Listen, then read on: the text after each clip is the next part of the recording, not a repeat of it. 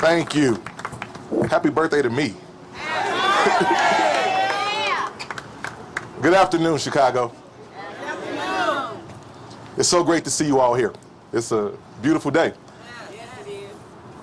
This city has always stepped up when the going gets tough. Chicago is built on intrepid dreams and painstaking work, literally forged by fire and rooted in possibility.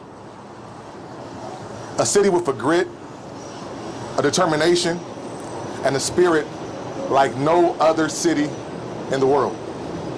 This is our Chicago. This is your Chicago. Thinking of the elders here and the ones above, I'm humbled to stand here before you with family, friends, supporters, surrounded by the village that raised me and the community that I've committed my life to, and say this.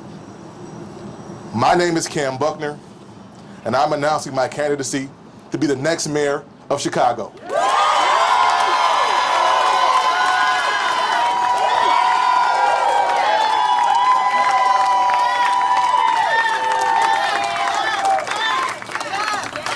The greatest city in the world. I'm running for mayor because we cannot wait a day longer for a safe and just Chicago for all of us. Now is the time to invest in Chicago's schools and its future, to give our children more pathways to success. I grew up on Chicago's South Side. My dad was a law enforcement officer, and my mom was a public school teacher. They were both role models to the young people in our neighborhood. They taught me the values of safety, justice, and education. They taught me that the highest calling is serving others, keeping your community safe, enhancing their knowledge while expanding your horizons. We need a mayor who can bring people together to get things done for Chicago. I'm humbled to stand here today, but getting here was 65 years in the making. In 1955, a 14-year-old Emmett Till boarded an Illinois Central Railroad train at 63rd Street. His destination was Money, Mississippi. Emmett was a son of the South Side and a neighbor of my late father, Raymond. My dad knew Emmett Till. He played in the same streets as Emmett. And when Emmett's broken little body was returned to Chicago, his mother, Mamie, opened his casket to show the world what they had did to her baby. It shook the conscience of a nation, and it rocked my dad's world. My father felt the pain of his community, and it's a pain that he carried with him for his entire life. And I know that's why he committed himself to protecting children above all. Emmett's death altered my mother's life too. My mother was born in Drew, Mississippi, and lived a stone's throw from the Tallahatchie River where Emmett's body was found. My mother's parents saw Emmett's mom demanding justice in vain, and it lit a fire in them. They decided that it was time to leave what had been home since our family came to America in shackles. They did it for freedom, for opportunity, and for a safer future. They joined the many black Southerners, making their way to a city that could offer all of this and more. Chicago. And without a second thought, the second city gave my family a second chance. As a kid, I remember watching in silence as my father put on his uniform. His shiny belt and shoes, his gold badge glistening when the sun hit it, and his name tag proudly displaying our last name. My dad would go the extra mile to look after kids in our neighborhood. To me, he was Superman. And my mother, she was the sun. My mother, Yvonne, spent 30 plus years in the classroom, educating the children of Chicago, from Lincoln Park to Auburn Gresham. And like so many teachers, pulling out cash from her own thin wallet for field trip fees, food, and bus money for her students who needed it. She spent the majority of her years teaching special education and changing so many lives in the process. She would say, everyone deserves a chance. And she would tell me, you get out what you put in. My mom was a role model for thousands of Chicago children in her years as a teacher, and she's here today. Thank you, Mama.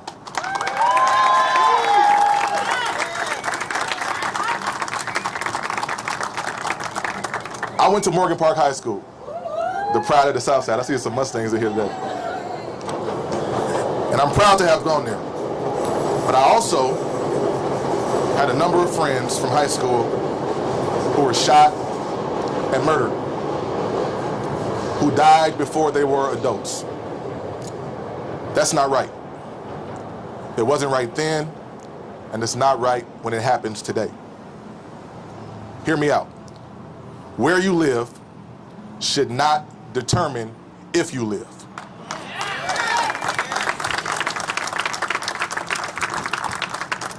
I played football and got to graduate from Morgan Park. Many of them didn't. Being a black kid from the South Side, I know what it's like to lay face down on a wet pavement, handcuffed, because a police officer thought that I fit a description. I also know what it's like to lose loved ones to gun violence in this city, and to have dedicated officers working day and night to bring justice to my family. I saw people in my neighborhood have interactions with law enforcement, often good, often less than good. And when I saw that, I knew at an early age that I wanted to help my community and learn to fight for justice. That's why I went to college and then off to law school. My journey took me from Capitol Hill to the mayor's office in New Orleans, to the private sector, to the nonprofit sector, to teaching at the University of Chicago, and to serving the people of Chicago in the state legislature. I led the nonprofit World Sports Chicago. We created year-round sports programming and mentoring that serves 70,000 Chicago children.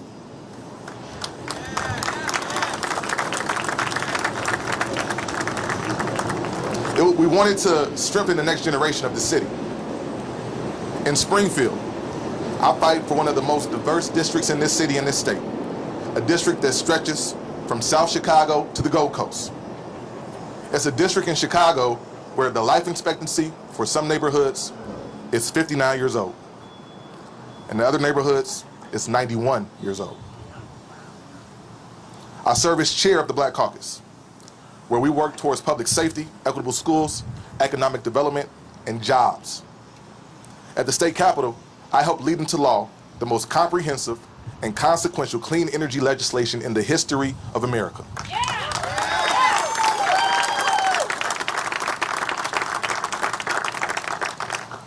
Fighting for my neighbors in Springfield, I thought about my late father and the career calling that he answered.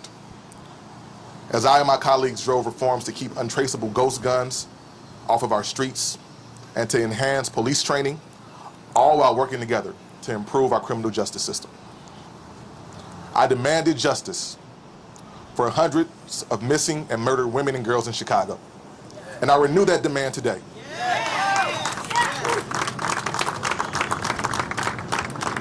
I thought about my teacher mom as I fought for more school funding, more representative local school councils, and dignity for youth in foster care by outlawing the transfer of their belongings in garbage bags.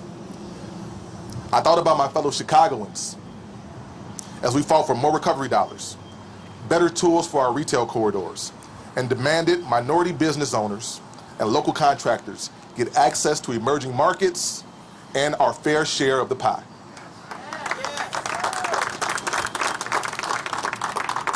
These are all things I said I would do. Promises made, promises kept.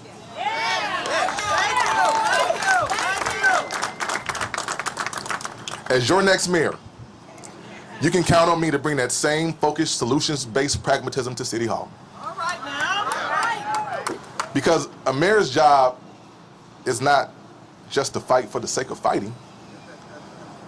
It's time to bring people together, to find a way to yes instead of getting stuck at no. Oh, yeah. Chicago's best mayors have always made our common values and our common purpose our focus, not our differences. Chicagoans aren't afraid of a strong leader. And we're certainly not afraid of a few cuss words. But we want our mayor to be both fearless and compassionate to get things done for this city. And to do that, you must bring people together. As I visit with my neighbors in the district and go throughout the city, I see the opposite. I see a poisonous pattern of division with those who should be our most honored residents: teachers, labor, police, community and business leaders, and the city council. It's time to remember what some might have forgotten: that promise shines from every single corner of this city. Yes. From the small business owner in Bridgeport, the single mother in Edgewater, the college student in North Lawndale working third shift, and the students in both Ravenswood and Roseland dreaming of the future. Yes. I'm running for mayor to bring people together and to get things done. As mayor, I'll bring a balanced approach to safety and justice to each and every one of our city's 77 communities. I'll fight for a fairer, more funded education system that puts our children first and provides more pathways to opportunities. I'll fight to achieve Chicago's potential of having the most equitable economic recovery in the entire country. And I'll fight to make this a better, friendlier place to do business, where everybody benefits from our growth, so that national retailers know that a promise to our communities is a promise.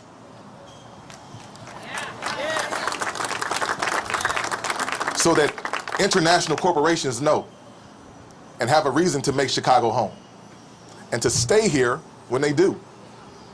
And so small business owners like the people here, the owners of this establishment, have all the tools they need to grow and to flourish. And I will work to achieve fiscal responsibility, creating sustainability for years to come. I'm a new father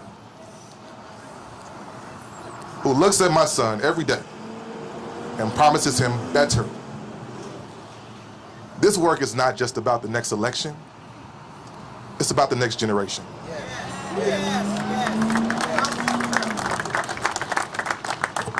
My balanced approach to safety and justice will be highlighted by vastly increasing our gun violence prevention budget, investing in organizations who are actually doing the work, working with Springfield and Washington towards common sense gun legislation, a robust mental health responder model, constant communication with the law enforcement community to address our most pressing issues and needs, replenishing the ranks of CPD and increasing our clearance rates.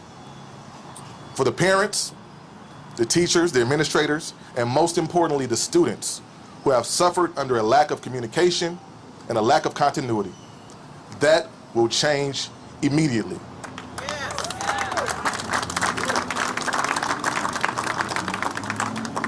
I commit today that I will negotiate the 2024 teachers contract myself. Hands-on. Not by proxy, not from behind the podium, not through press release, because that's how important this is. I'll fight for affordable housing so that all Chicagoans can have access to quality and choice. And I'll fight to make our city more resilient in the face of climate change and environmental injustice, moving past our current state where certain communities have become sacrifice zones for serial polluters, creating toxic pollution for those areas of Chicago that have already been neglected. There are those who say the divisions in our city are too great, that we cannot possibly bring this city together. Well, I reject that view of our future and the cynicism that lies at the heart of that thinking. We can create the future that our children deserve and that our city needs if we have leaders who can muster the courage and make the effort to find unity of purpose. We can become one city with one future if we work to overcome the divisions and realize our full potential. There are folks who will tell you that our well is empty, that Chicago has no more to give. Well, those people don't know my Chicago. Right. And I'm more convinced now than ever that we must not fear the future. Because here's the truth. As the world and the country struggle with a way forward, Chicago doesn't need an example.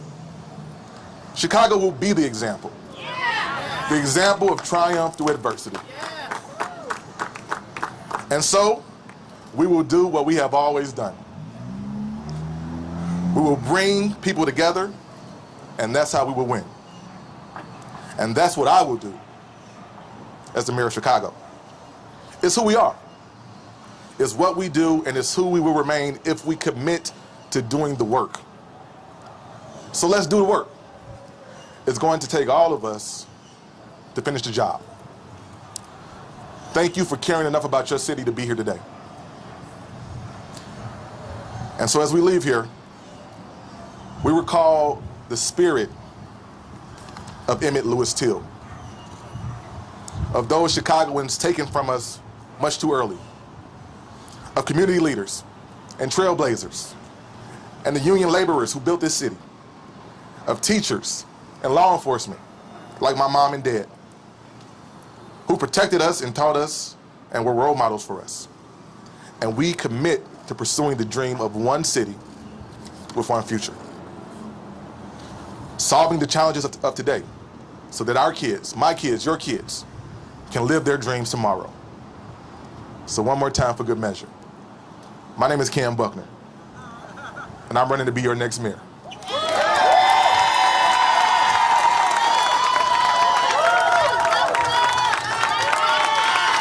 And together, we'll bring the city forward and have a new day for Chicago. Thank you.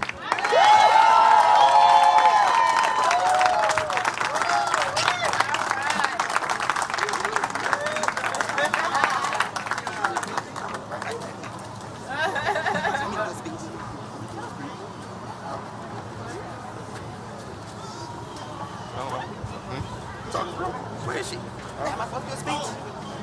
I'm just kidding. That's kidding. Say happy birthday to my mama, because it's really my birthday, but she did it. Thank you, mama.